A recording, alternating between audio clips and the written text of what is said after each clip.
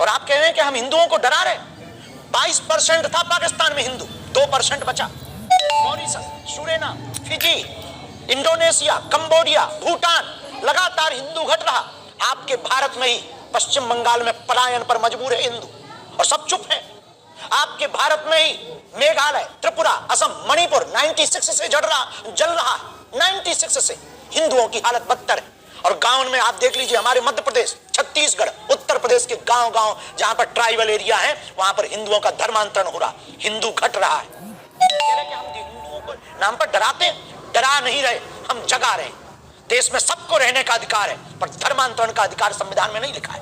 धर्मांतरण एक सबसे बड़ा इस देश में स्कैम है। छंगुर नाम के बाबा का नाम सुना आप ही लोगों ने न्यूज सुनाई, दिखाई हमें, वो क्या है? वो बचा रहा था हिंदुओं को।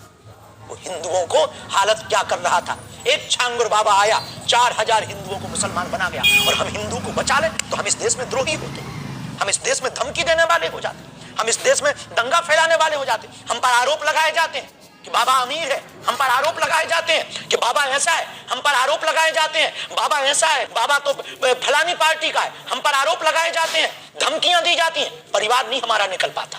आप कहते हैं हम डराते हैं? हमारे घर पर 3 बार हमले हुए, खुद पर जीवन में 6 बार हमले हुए, कितनी FIR हुई हमारे नाम पर, और आप कहते हैं हम हिंदुओं को डरा रहे हैं।